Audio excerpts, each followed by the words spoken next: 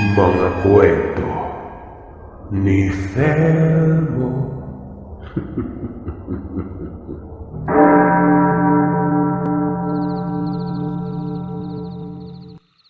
Tawagin niyo na lamang ako sa palayaw na Ale. Ito kasi ang tawag sa akin ng karamihan. Pero Alejandro po ang tunay kong pangalan. Kasalukuyan akong naninirahan dito sa May Nueva Ecija. Ang kwentong ibabahagi ko sa inyo ay nangyari sa Lanao del Norte, kung saan ako ipinanganak at lumaki. Konting paliwanag ko lamang po sa lugar na tinitirahan namin. Dekada 80, liblib pa ang baryo na tinitirahan namin ng aking lolo noon. May mangilan-ngilan na mga kalapit-bahay pero magkakalayo talagang agwat ng mga kabayan. Tandang-tanda ko pang sa pinakadulong baryo nakatirik ang bahay ng abuelo ko. Gawa ng sinadya talaga yun ni Lolo Osting para makaiwas sa mga taong mapanghusga at mapangmata ng kapwa. Kung hindi nyo kasi na itatanong, bantog na aswang si Lolo Osting sa baryo namin. Pinangingilagan at pinag-uusapan ito palagi ng mga kababaryo. Sa tuwing naglalakad nga si Lolo Osting, pauwi sa bahay galing sa bungad ng baryo, nagbubulungan pa mga ito, habang pinagtitinginan siya na nagpapahalatang siya ang pinag-uusapan. Hindi naman pinapansin ni Lolo Osting ang usap-usapan ng mga kapitbahay. Ayon kasi sa kanya, hanggat hindi kami kinakante ng mga kababaryo, ayos lamang sa kanya yon. Wala siyang pakialam kahit ipangalandakan pa ng lahat na isa siyang aswang o ano paman. Pero sa oras na may mangyaring hindi maganda sa amin at ang mga kababaryo namin ang dahilan, sisiguraduhin niya umanong isa-isang pagbabayari ng mga ito.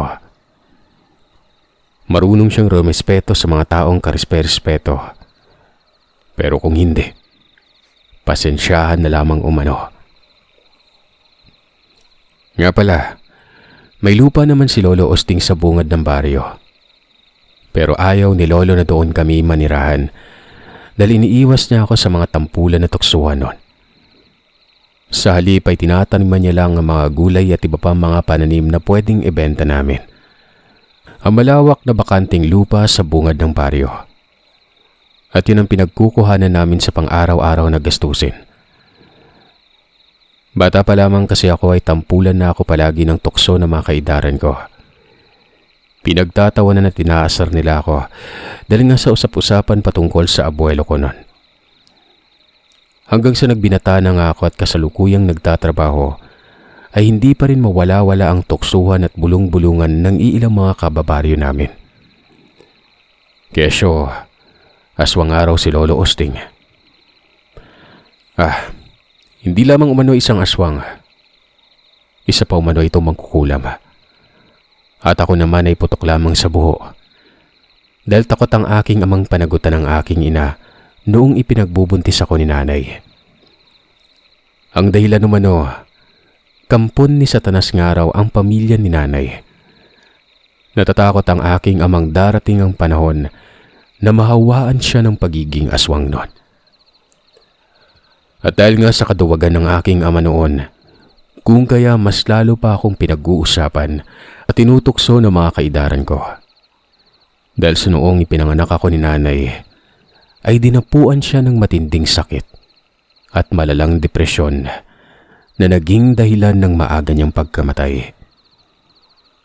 Kumalat rin sa baryo namin noon na inaswang raw ng lolo ko si nanay noong nagkasakit, kaya maaga itong namatay. Hindi na umano naawa si Lolo Osting dahil sa mismong sariling anak ng mga ito ang biniktima niya.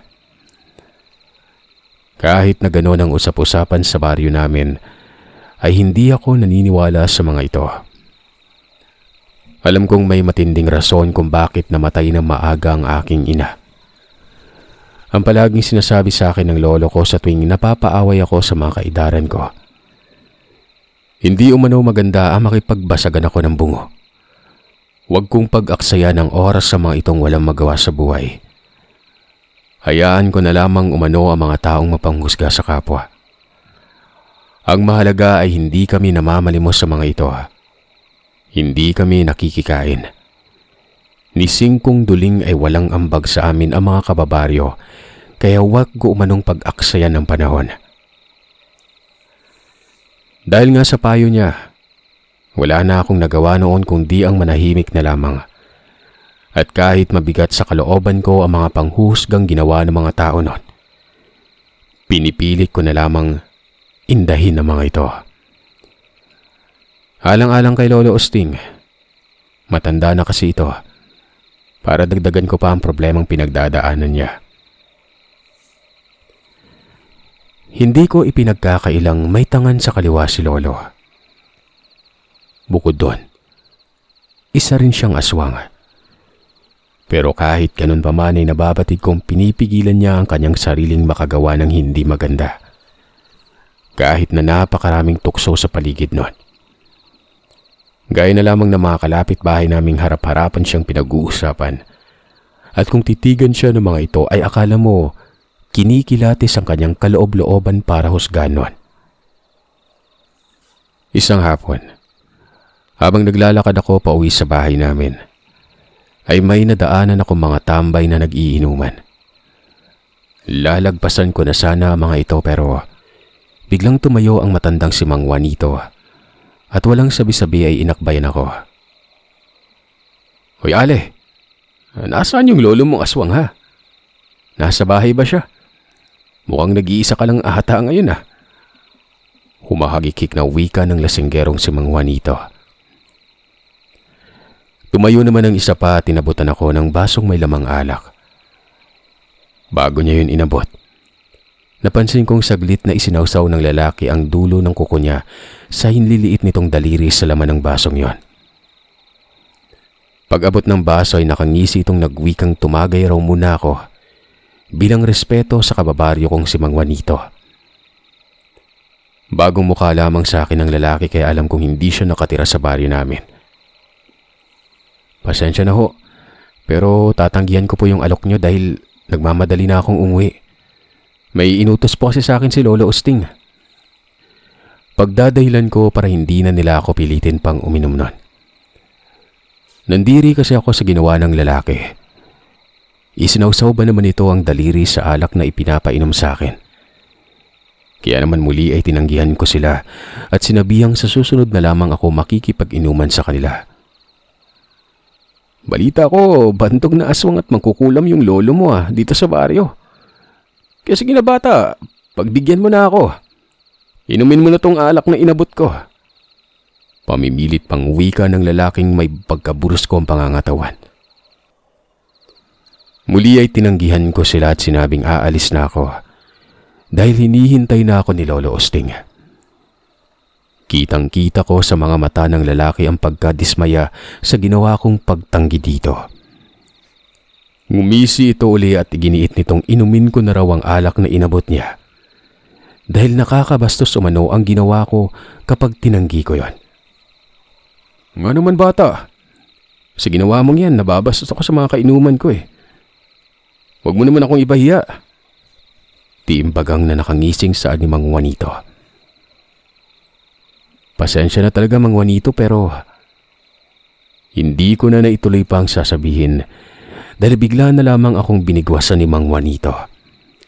Sabay kinuwelyuhan ako at pinanlakihan ng mga matang nagwika ng iinumin mo yung alak na binigay ng kaibigan ko. Bibigwasan ulit kita dyan. Mamili ka. Malademonyong ngisi ni Mang Juanito noon. Napaigik naman ako at napahawak sa sikmura dahil doon tumama ang kamao ng matanda. Nang tingnan ko ang lalaking may hawak-hawak ng baso ay para bang kakaibang pagkakangisi nito. Dahil sa ayaw kong may mangyaring hindi maganda at isa pa, ay ayaw ko ring makarating pa kay Lolo Osting ang nangyari. Kaya tiimbagang nakinuha ko na lamang ang basong inabot at tinungga yon. Yan! Iinom ka rin naman pala eh. Kailangan pang masaktan ka bago mo sundin yung pakiusap namin. Simple lang naman yung pinapagawa namin sa'yo. Ayaw mo pa kaming pagbigyan. Nanlilisik ang mga matang wika sa akin ni Mang Juanito habang tinatapik-tapik ang balikat ko. Sinabi pa nitong hindi siya natatakot sa lolo ko kahit na magsumbong pa umano ako sa ginawa niyang pagbigwas sa akin noon. Para hindi na magkagulo, sinabi ko sa kanyang huwag siyang mag-alala. Hindi naman makakarating sa lolo ko ang ginawa niya. Isa pa, malaki na ako para magsumbong-sumbong pa sa mga maliit na bagay. Mabuti naman kung ganon. Tumangutang wika niya at tinampal pa ako ng isang beses sa pisngi bago sinabing umalis na. Hindi na ako nagsalita pa at agaran nang nagpatuloy sa paglalakad. Nakakainis na talagang tumira sa lugar na yon.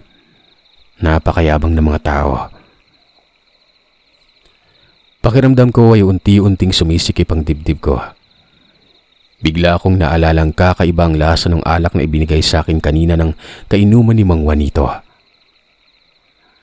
Bakit ko nga ba hindi napansin yung kanina? Tanong ko sa isipan habang napapailing na lamang ako. Nagpatuloy na lamang ako sa paglalakad hanggang sa makarating na ako sa bahay. Saktong pagkapasok ko sa loob ng bahay ay siyang pagdilim ng paningin ko. Ang huling natatandaan ko na lamang bago ako mawalan ng malay nun. Sumigaw si Lolo Osting at patakbong lumapit sa akin. Nagising ako dahil sa napakabahong amoy ng usok. Para yung insensong sinigaan na may kasamang balahibo ng manok. Nakakasulasok yun sa ilong, kaya't napaubo ako at napabalikwas ng bangon. Pero bago pa man ako nakabangon ay napangiwi ako at napahawak sa braso ng... Tingnan ko ang kamay ko. May benda na ito nun. Lo? Ano pong nangyayari? Bakit may sugat ako sa braso? Tanong ko kay Lolo Osting. Dahil na sa pagkakatanda ko ay wala naman akong sugat sa braso kanina bago ako mawalan ng malay. Kaya't bakit noong magising ako, may sugat na? Nilason ka ng isang mandadaw-daw, apo. Wika ni Lolo. Mandadaw-daw?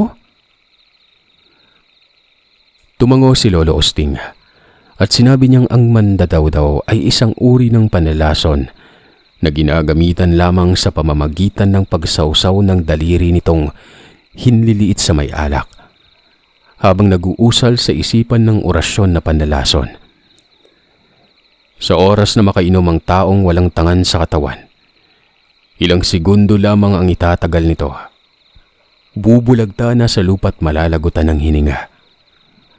Dahil kakaiba umano ang lason ng mga mandadaw-daw, pwede ka nilang patayin ora mismo kapag ginusto nila.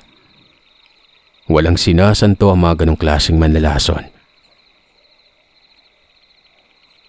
Saan ka ba nanggaling at bakit nalason ka? Mabuti na lamang at binaunan kita ng mutya sa katawan mo. Kaya hindi ka napuruhan ng mandadaw-daw na yon. Ipinaliwanag niya sa akin ang sugat sa balikat ko. Sinabi niyang pansamantalang inalis niya muna ang mutyang nakabaon sa braso ko noon. Dahil may ilang orasyon pa siyang ilalagay ron. Humina ng mutya sa katawan mo, apo. Hindi ka dapat nagpapabaya. Alam mo namang yun lamang ang tanging kaya kong ipagkaloob sa iyo.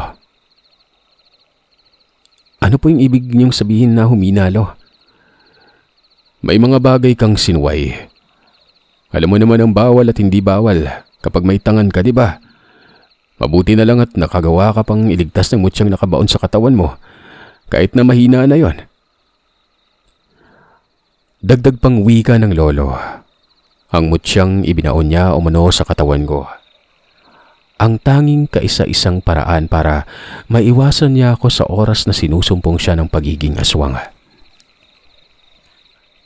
Sa ngayon, dito muna sa akin ang mutyang ito. Hanggat hindi ko napapatay ang mandadaw-daw na yon ay hindi ka pwedeng ibalik sa ito. Wika ni Lolo Osting. Napakunot noo ako at nagtanong kung bakit kailangan niyang patayin ang manlalason na Sinasabi niya bago ibalik sa akin ang mutya. Lo, baka naman pwedeng wag niyo nang gawan ng masama yung taong sumalbahe sa akin. Pakiusap po sa kanya gawa ng ayokong makagawa siya ng kasalanan ng dahil lamang sa akin noon. Minsan na akong nawalan ng anak nang dahil lamang sa pinairal ko ang kabutihan. Pero ngayon, hindi ako papayag na mawalan ako ulit ng isa pang mahal sa buhay nang dahil lamang sa ganong istilong pag-iisip. Tiimbagang natugon ni Lolo Osting. Tiningnan niya ako ng diretsyo. Tinanong kung saan ako huling nagpunta. Dahil malakas ang hinala niyang doon ako nalason. Sinabi ko naman sa kanyang wala akong ibang pinuntahan bukod sa trabaho. Hinarang ako ni Mang Juanito kasama ang mga kaibigan nitong nag-inuman sa gilid ng daan kanina. Bilang pakikisama sa mga kababaryo natin, Lo, tumagay po ako isang beses. Ayoko malaman ni Lolo Osting kung ano ang totoong nangyari.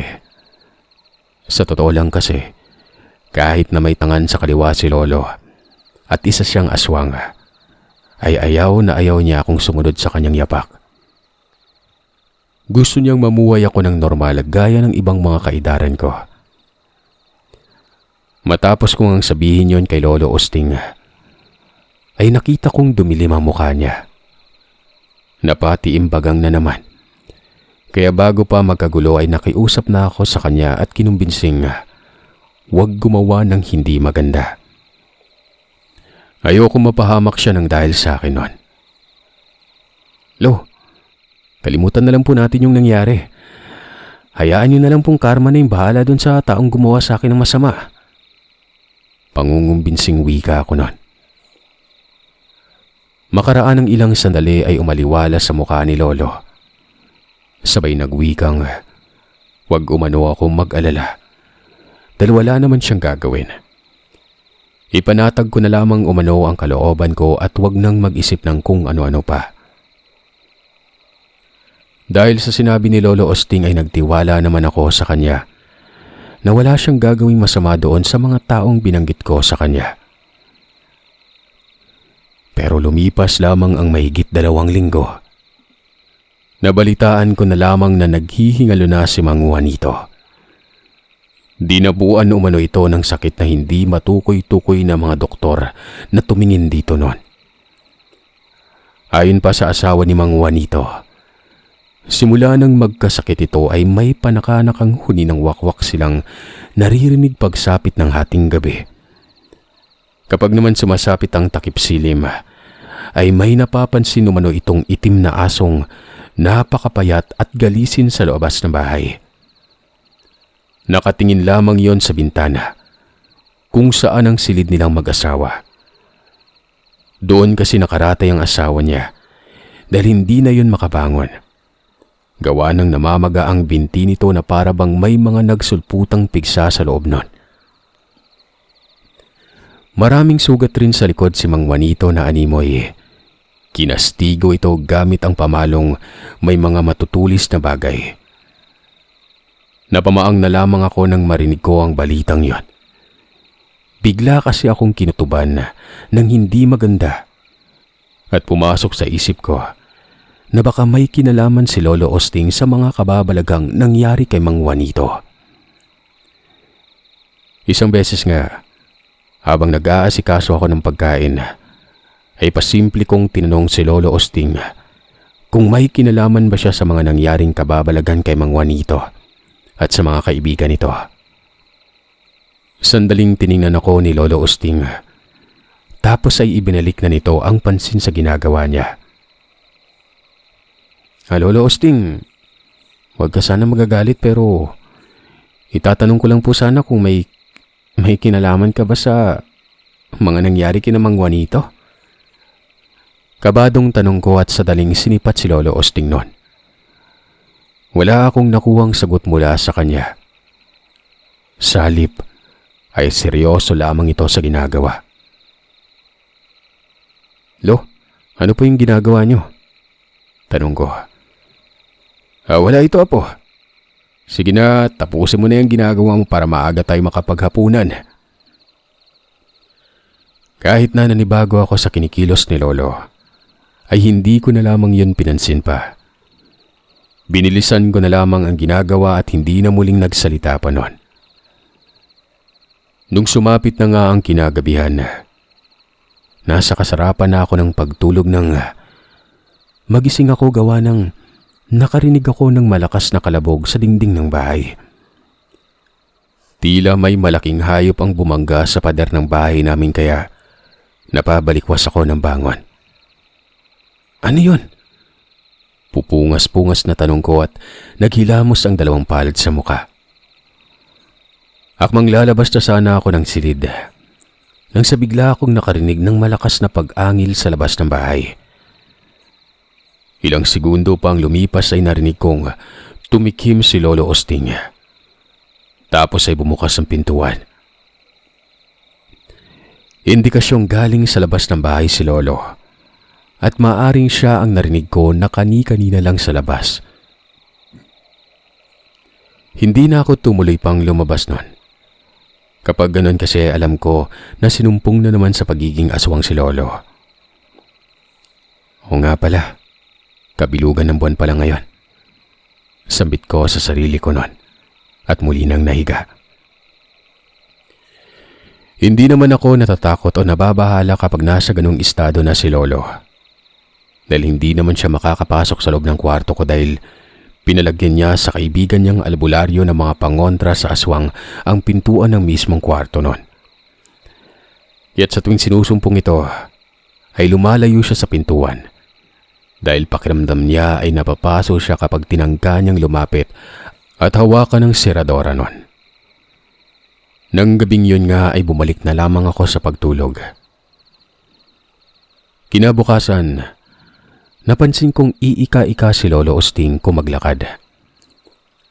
May sugat din siya sa braso noon kaya tinanong ko siya kung saan niya nakuha ang sugat na yon. Ito ba? Wala ito.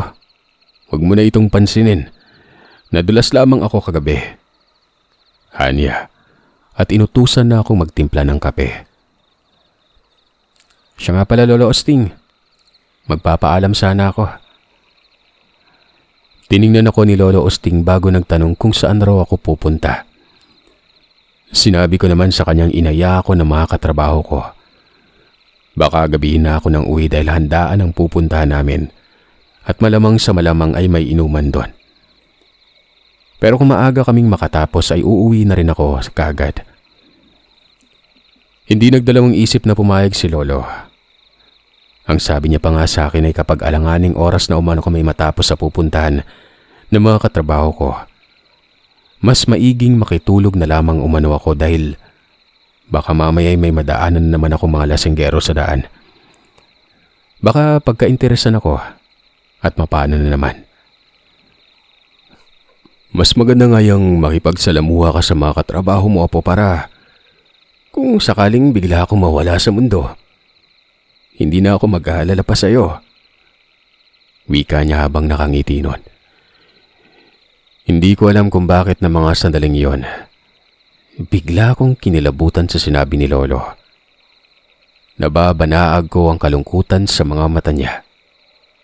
Kahit na nakangiti siya habang kinakausap ako nun.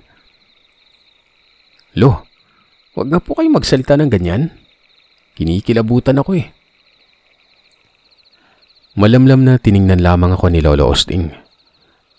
Pagkatapos ay sinabihan niya akong gawin ko na kung ano ang gagawin ko para makaalis na. Dahil baka mamaya ay hinihintay na umano ako ng mga katrabaho ko. Nang araw ngang yun naging maayos naman ang lahat. Maaga kaming natapos sa inuman ng mga katrabaho ko kaya maaga rin akong nakauwi. Pasado 4:00 mahigit na ng hapong yun. Nang maglakad ako pauwi sa bahay, sa hindi maipaliwanag na dahilan ay bigla na lamang akong kinabahan. Sobrang lakas ng kabog ng dibdib ko at hindi ko mawari kung bakit. Ilang beses ko pang tinapik-tapik ang dibdib ko sa pag-aakalang dala lamang yun ng alak na iniinom namin ng mga kaibigan ko. kaya't gano'n ang pakiramdam ko. Pero lumipas na lamang ang ilang sandali, ay ganoon pa rin ang nararamdaman ko. Hindi pa rin nagbago kaya ang ginawa ko ay nagmadali na lamang akong maglakad para makarating na sa bahay at makapagpahinga.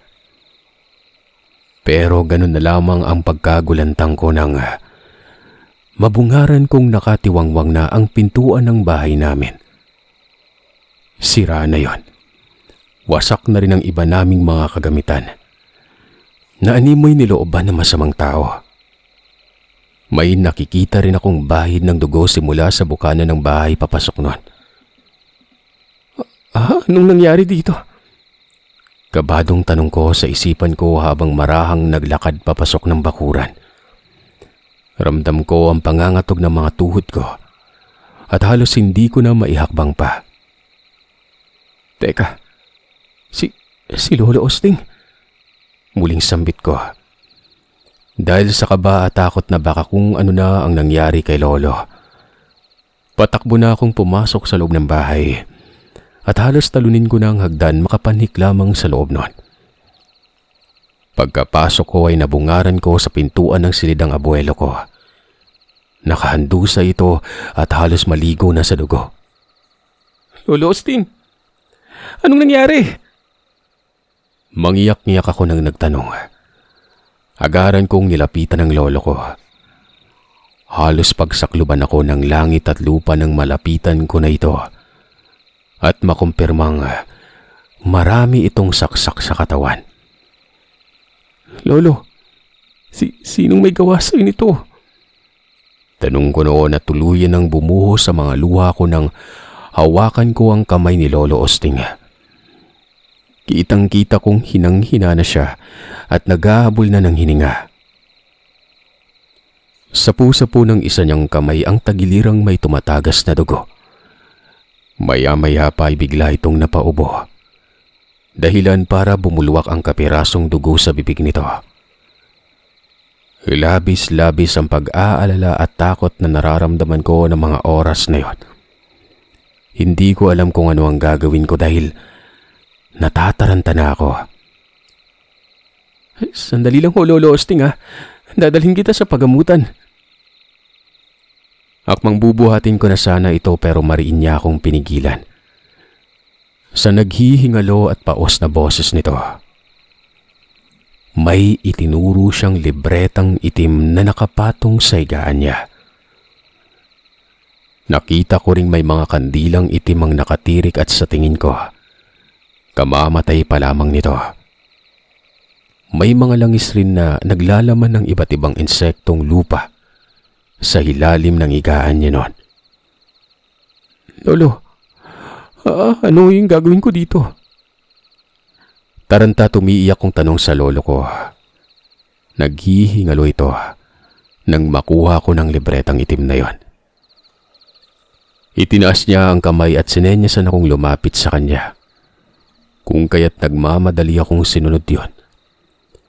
Nang makalapit na nga ako ay pinipilit niyang isalaysay ang lahat. Lahat ng nangyari. Kahit nakalalaki kong tao ay hindi ko napigilan ang pagbulaho ng iyak. Dahil sa nasaksihan kong unti-unting nalalagutan ng hininga ang pinakamamahal kong lolo. Habang binabalikan ko ang mga bagay na inilahad niya sa akin ay hindi ko napigilang maggitngit sa puot at galit na nararamdaman. Ayon sa kanya, bago ito malagutan ng hininga, habang nagri-ritual umano siya sa pangungulam, ay may bigla na lamang pumasok sa bahay namin. Dalawang kalalakihan at walang ano-ano'y bigla na lamang siyang sinaksak sa tagiliran. Noong lingunin niya yon, nanlaki ang mga mata niya at hindi siya makapaniwala. Dahil sa ang lalaking sumaksak sa kanya ay ang lalaking mandadaw-daw. Ang buong akala niya noon ay napatay niya na ito dahil noong gabing nakasagupa niya sa kaanyuan niyang aswang. Nakabulagta na ang lalaki nung iwan niya matapos nilang magbakbakan noon. Habang paulit-ulit siyang sinasaksak ay nakita niyang nanlilisik ang mga mata ng manlalason na yon. Talagang galit na galit umano yon, habang patuloy pa rin siyang inuundayan ng saksak sa tagiliran. Lalaban pa sana si Lolo Osting, pero unti-unti niyang naramdamang dumadaloy sa kanyang katawan ang lasong nasa punyal ng mandadawdaw na ginagamit na pangsaksak sa kanya noon. Papatayin kitang animal ka! Ikaw ang dahilan kung bakit nakaratay na ng saigahan ng kaibigan kong si Juanito. Kinulam mo siya. Bakit mo nagawa sa kaibigan ko ang walang kahiyaan, ha? Galit na wika umano ng mandadawdaw kay Lolo Osting, habang walang tigil sa pagtarak ng punyal sa katawan ng lolo ko. Kahit hirap na si Lolo Osting, ay pilit pa rin siyang lumalaban sa manlalason. Kahit sa kahuli-hulihang hininga man lang, na mga sandaling yon ay parang bigla umanong natauhan ng lalaki, at walang sabi-sabi ay mabilis na itong lumabas ng bahay at tumakbong papalayo. Matapos mailahad ni Lolo Osting ang lahat, doon pa lamang ito nalagutan ng hininga. Manda ka sa akin. Hahanapin kita kahit saan sulok man. Kahit saan ka pa magtago. Hindi ako papayag na mamuhay ka ng matiwasay habang ang lolo ko ay karumal-dumal ang sinapit bago ito nalagutan. Galit na sambit ko noon. Matapos kong mailibing si Lolo Osting, nagalungkat ako ng iba pa niya mga kagamitan sa loob ng kanyang kwarto. Habang naghahalungkat nga, ay nakita ko ang mutyang ibinaon sa akin ni Lolo noon. Nakababad yon sa langis at may mga iba't ibang klaseng halamang ugat ang nakahalo dito. Naman ang ginawa ko ay kinuha ko ang mutya at ibinalot sa pulang tela at ginawang kwintas. Sa sobrang galit na nararamdaman ko ay pinag-aralan ko ang masamang gawain ni Lolo Osting. Inaral ko na maigi ang pangungulam gamit ang libretang itim. At dahil sa nasa dugo na namin ang pangungulam kong kaya't madali ko lang nakabisado ang lahat ng yon. Ilang gabi akong nagtiyagang gumigising ng 3:00 ng madaling araw para magdasal at mag-usal ng mga buhay na salitang gamit ng mga nasa kaliwa. Ginamit ko rin ang mga naiwang kagamitan sa pangungulam ni Lolo Osting. At sa bawat pagbanggit ko ng mga buhay na salita sa kaliwa, may kasama yung hinanakit. Dahil sa pangungulila ko kay Lolo. Sa paglipas ng 9 na araw ay tuluyan ko nang natapos ang pagpopoder sa katawan at pagkakabisado sa pagriritual. Kaya naman ang kasunod kong ginawa ay hinanap ko ang mandadawdaw na pumatay kay Lolo. Nang matunton ko na at nakita ng malapitan ang mandadawdaw na yon, nakaramdam ako ng galit at pagkamuhi. Dahil sa nakita ko itong masayang nakikipagkwentuhan sa mga kaharap na sa palagay ko ay mga kaanak nito yon. Hindi na ako nagpatumpik-tumpik pa.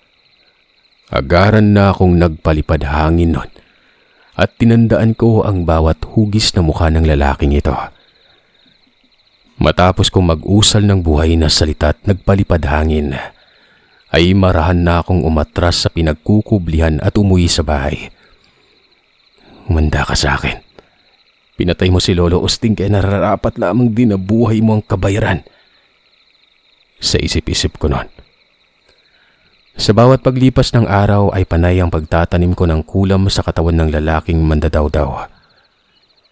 Nung una ay nahihirapan pa nga ako gawa ng mataas ang poder nito sa katawan.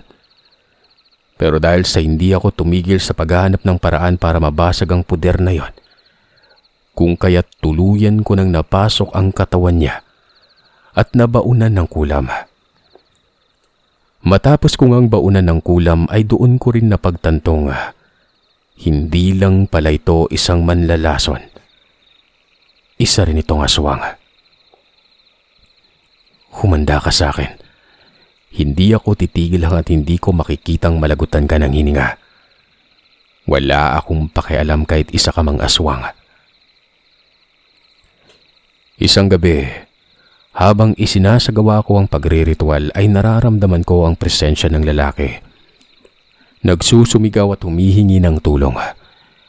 Pero kahit anong pagpupumiglas ng manlalason, Sir Seth, wala na itong nagawa pa. Dahil tuluyan ko nang napasok ang kanyang katawan. Sa bawat pagbigkas ko ng mga kataga, ay isa-isang tinataniman ko ng mga insekto ang buong katawan nito. At yun nang unti-unting papatay rito sa loob ng 7 araw. Tuwing sumasapit rin ang 3:00 na madaling araw ay nag-uusal ako ng orasyon. Nang sa ganon ay babangungutin nito at mapapaniginipan ang mga bagay na ginagawa kong pagpapahirap sa kanya. Pero sa panaginip ng lalaki, hindi ko pinapakita ang mukha ko. Bagkos ay pinaparamdam ko lang dito ang karumal-dumal na ginawa niya kay Lolo. Sa bawat araw na lumilipas ay patindi ng patindi ang pagre-ritual na ginagawa ko para pahirapan ang biktima. Pinapamaga ako at pinapalata ang binti at ang kamay nito na animoy nagkaroon ng diabetes. Isang gabi, kasalukuyan akong nagre-ritual. Nang bigla na lamang akong nakarinig ng malakas na kalabog sa bubungan. Kasunod noon ay ang paghuni ng wakwak. Hindi ako nagpagtinag kahit na halos tuklapin na ang bubungan ng bahay. Talagang tinapos ko ang pagre-ritual bago ko binalingan ng aswang na gumagambala sa labas ng bahay noon. Nang matapos na akong magritual, bitbit ang tabak na may orasyong nakabaon ay naglakas loob akong lumabas ng bahay at hinamon ang nilalang na yon. Hindi naman nagtagal ay isang napakalaking ibon ang dumaan sa harapan ko. Nagpasabog yun na napakabahong amoy. Kaagad na iwinasiwas ko ang tabak. Agaran namang nakaiwas ang ibong patuloy pa rin sa paghuni ng nakakakilabot nun. Animal ka! May lakas ka pa talagang sumugod dito kahit nasa bingit ka na ng kamatayan ha. Lumapag ka sa lupa at maglaban tayo. Napakaduwag mong demontres ka. Galit kong sigaw habang nagpapakawala ng mga orasyon. Makaraan ng ilang saglit ay natanaw ko ang pagbulusok ng malaking ibong may malapaniking pakpak. Bagya akong napaatras ng sa ganon, ay hindi ako matamaan. Pagkabagsak nito sa lupa ay nawalan na lamang bigla ang nakakatakot na ibon na yon. Sa halip ay isang lalaking may makapal na balahibong nakita ko. Nung matitigan ko ang katakot-takot na itsura nito, napagtanto kong ito ang lalaking mandadaw-daw. Nakamuntikan ng lumason sa akin noon. Hayop ka! Pinatay mo yung lolo ko! Ngumisi ng nakakapangilabot ang nilalang. Bago ito nagsabing hindi lamang umano si Lolo Osting ang pinatay niya, kundi ang aking ina rin noon. Kinitilan niya ng buhay. Napakawalang hiya mo, talagang animal ka. Hindi na ako nag-aksaya pa ng oras. Agaran kong sinugod ang nilalang at walang habas na pinaghahataw ng tabak. Dala ng matinding galit ay wala na akong pakialam kahit na masugatan man ako gamit ang mahahabang kuko ng aswang na yon. Ang mahalaga sa akin ng mga sandaling yon, mapatay ko ito at maipaghiganti ko ang aking ina at si Lolo Osting. Halos mag-iisang oras din ang labanan bago ko napatay ang nilalang. Pero bago pa yun bawian ng buhay, pinilit ko itong paaminin kung ano ang dahilan. Bakit niya pinatay ang pamilya ko? Doon nga ay nalaman kong matagal na palang may alitan ng pamilya nito at ang pamilya namin. Dahil pinatay umano ni Lolo Gusting ang panganay nitong kapatid. Ayon pa sa kanya, matagal na panahon siyang naghintay para makapaghiganti. Isa pa, ay kinulam ni Lolo Osting ang matalik niyang kaibigang si Mang Juanito. Gumanti lamang umano siya. Matapos ang kaganapang yon, nilisan ko ang baryo. Nagpakalayo-layo ako na para magbagong buhay. Sapat na sa akin na ipaghiganti ko ang aking pamilya sa kamay ng lalaki. Muli, ako ito, si Alejandro, ang apo ng bantog na aswang.